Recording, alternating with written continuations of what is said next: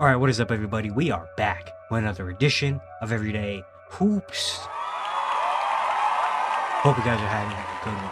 Today, we're going to be recapping the last few game twos of the first round. I got a couple of teams going up 2-0, a couple 1-1. We're going to talk all about it here in today's video.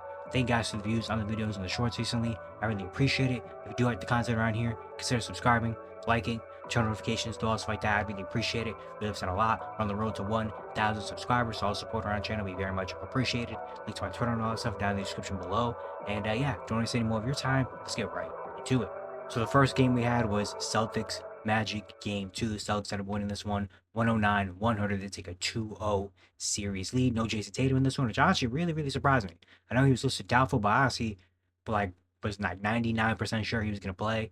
And then he was out. I was like, oh, wow. It was this game was very kind of similar to game one. Both teams kind of start off slow. There's a slow scoring there for both sides. Derek White wasn't really shooting well. Jaylen Brown wasn't super aggressive.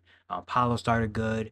Franz was all right. It was just kind of like a close game in the first. Second quarter, again, similar to game one, where the Magic had a really good fight. Paulo hit some shots. Wendell Carter Jr. had a big second quarter and started making impact in this one. And it was a really close game going to half. And then the third quarter starts. In game one, the third quarter, Celtics punch Orlando in the mouth, and that just was it. And it looked like it was going down that route early, where the third quarter, Jaylen Brown started getting into it, Porzingis started getting into it, the Magic were struggling, and it kind of looked like Boston was getting run away with it. But Orlando had a response. Whether it was Corey Joseph, Anthony Black started to make some impact, Paolo still making shots, Franz still making shots. The Magic kept it close, forced the turnovers, doing all that stuff. But eventually, at the end of the game, Jaylen Brown really got to go in the second half. Derek White had a couple big shots. Payton Pritchard was big in this game. Al Horford's energy and impact was there. And Boston ends up winning, hit a couple shots at the end, and they win this game. Jaylen Brown, 36, 10 and 5, 12 for 19, 5 for 7 from 3. He puts up 22 points on 8 for 12 shooting in the second half. He was phenomenal. That's the best I've seen Jaylen Brown look in a while. He's been dealing with that knee injury for the past month-ish. And he really came alive here and showed signs of life in the second half, which is going to be huge for the Celtics, obviously going down the road where he has this big of a game without Tatum to get his kind of energy back and his groove and rhythm back. That was big. Porzingis played some big minutes in this one, 20 and 10 with 2 steals, 2 blocks. Didn't shoot the ball super well, but got to the free throw line 14 times.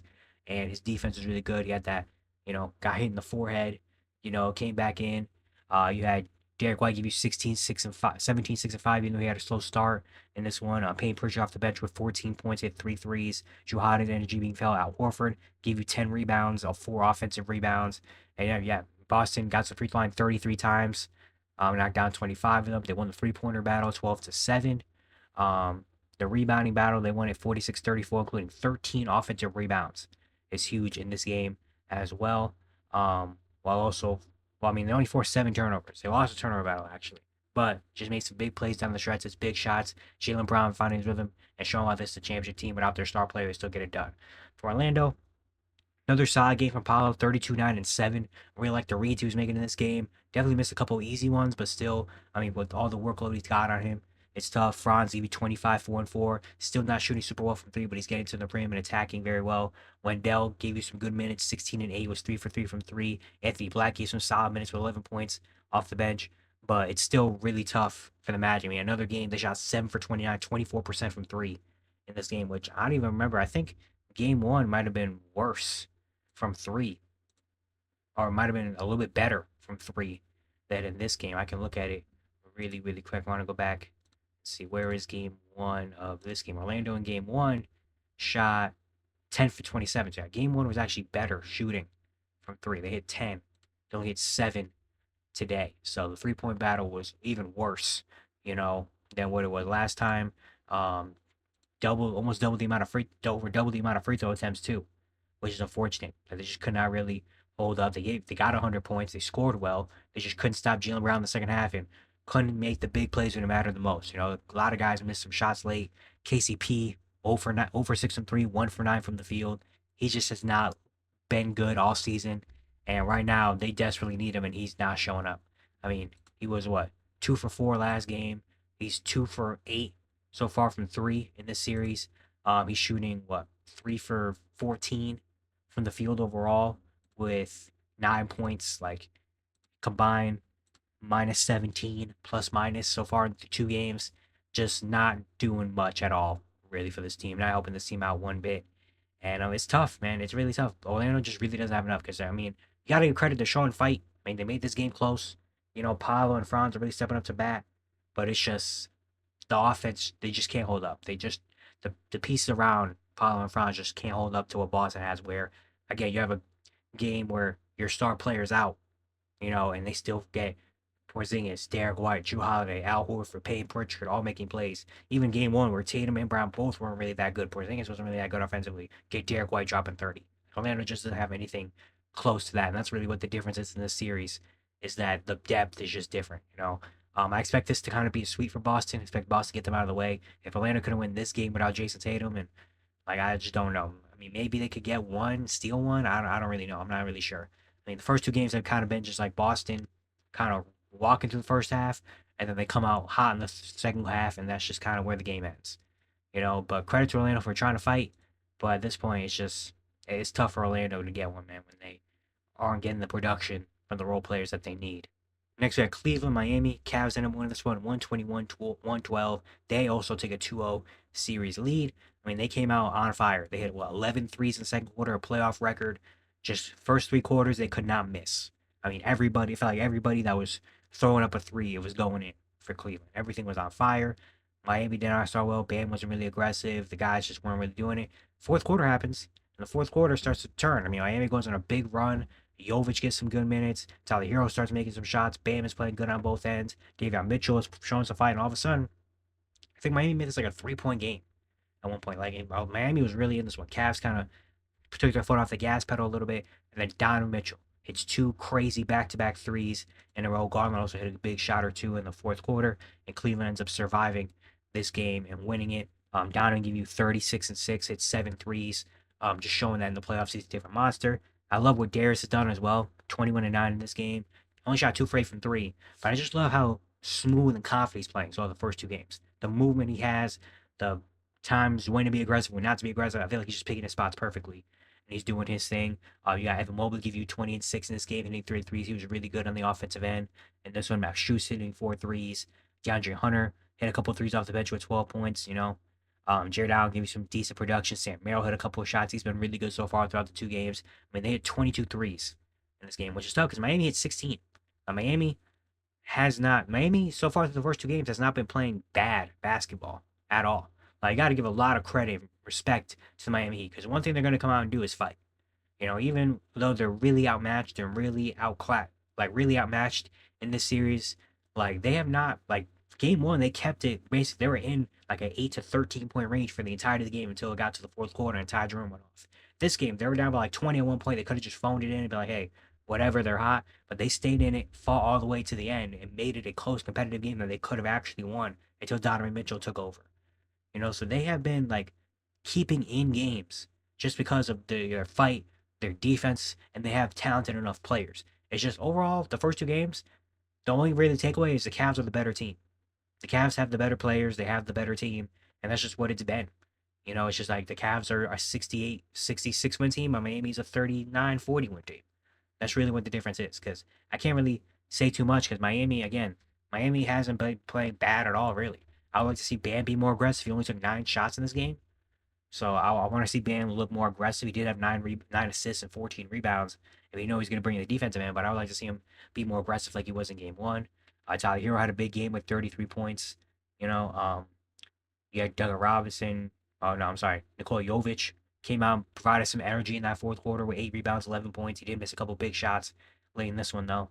Davion Mitchell's been giving you some good minutes, 18 and 6, 7 for 9 shooting. So, like, he have not been playing bad at all. It's just the Cavs have been the better team, and they've taken over when they needed to. Game one, when it was close, Ty Jerome said, all right, I got us. This game where it looked like Miami was storming and Cleveland was kind of worrying, Donovan Mitchell said, hey, give you the ball, I got us. And he did. So, yeah, Cleveland up 2-0, going back to Miami. It's just really a different, like, it's just a matchup of Cleveland is just better at the end of the day. There's not really too much analysis I feel like I can give. It's just like Cleveland's just been better. And that's just what's going to happen in the series. But credit to Miami, man. They're giving it their all, and you can respect that. That's all you want out of an 8 seed. Final game we had, Warriors Rockets game 2. The Rockets come back and win this one 109-94. They tie their series at 1 after Golden State took game 1 in Houston. Houston came out with a bang early. I mean, we expected them to. I was very interested to see how the Rockets were going to respond, and how I thought this was going to be more of a better game, I guess. But then the Jimmy Butler injury happens in the first quarter, where Amen Thompson falls. Jimmy Butler takes an awkward fall, pelvic contusion, doesn't play for the rest of the game, and that was really the moment where the air got sucked out of the game. At that point, I was like, oh yeah. And then when the Rockets, they were already up like 10, 12 at one point. They had to take Jimmy out. Pat Spencer was getting minutes. It was like, all right, this is over. Like Houston's kind of taking this one over. And they did. I mean, Jalen Green stepped up from having a horrid performance in game one to being the best player on the court in game two. 38 points, 8 threes. He was confident. He was knocking out shots, getting into a groove, and that's really big. We know how streaky of a player Jalen Green is, and he goes on stretches, 5-game, little stretches here and there. So maybe this game could kind of wake him up a little bit, unlock him some more, get him some more groove, so he does have another performance like he did in game one. But really, everything was working for the Rockets.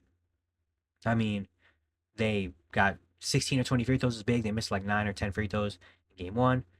Dominated the rebounding battle 47 to 33. 11 offensive boards, including 6 for Alpha Şengün. Won the turnover battle, forced 15. And yeah, I mean, you get Jalen Green with a big performance. Şengün gave you 17, 16, and 7. He was really solid in this one. Dylan Brooks hitting a couple shots. Amen looked a whole lot better in this game than they did in the last game. Tari Eason was solid. I like the minutes that we've seen by Jabari Smith Jr. in this series, even though he's not putting up crazy numbers. And yeah, Houston just had it more tonight.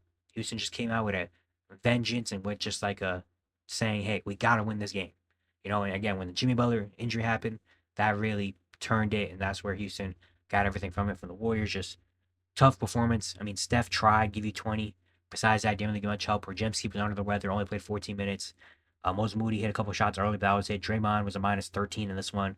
The bench tried, like Quinn posted a couple threes or whatever. Pat Spencer gave you some decent minutes, but it just wasn't really anything the Warriors can do. It felt like they lost this from the opening jump. It felt like the Warriors lost this game, which is okay because again, when you're a lower seed, your job is to just get one on the road, and they did. They got game one.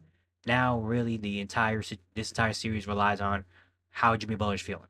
How is this a serious injury? Is he going to actually miss games? Because if he misses games, this gets a lot more interesting and a lot more crazy of a series. I hope it's not. I hope Jimmy can play for the rest of the series because we want to see the best players out there on the court, obviously. So I hope that it's not a serious thing and Jimmy could come back in their next game and everything's good. Everything's good. But obviously, that's really the main concern for the Warriors right now is how is Jimmy Butler feeling? Is he going to be ready to go for game 3? He's got a couple days. Like they don't play till Saturday, so they got like 2 days, to rest, travel, and do all that stuff. So hopefully Jimmy will be back by game 3. But yeah, there's not really much more to say about this game. It's one of those games that was just like, yeah, Houston came out early, stomped on them. Jimmy got hurt, and that just kind of was it. At that point on, it was like, all right, we know how this game is going. The Warriors made it interesting. They got it to like a 9, 8-point game at certain points. But then it just, every time they did that, the Rockets would just hit a couple of shots. Jalen Green would hit a couple of shots. And it was like, yeah, this one's kind of over. So yeah, we're at the end of game 2s for every series. Now we're going into game 3s, going on the road. And this is where stuff's going to really it's going to start getting interesting. And I can't wait for more playoff basketball, man. It's been really fun so far. And let's see how it keeps going. Yeah, it's going to be it today. Hope you guys enjoyed. Stick around here for all of your playoff basketball. I'm going to be uploading videos as soon as the games are over during the night. So you can watch them at night, during the next day, shorts, all that stuff. If you do like the content around here, consider subscribing, liking, doing all that stuff. I really appreciate it a whole lot. Once again, we're on the road to 1,000 subscribers, so all the support on our channel be very much appreciated. And yeah, I'll see you guys tomorrow.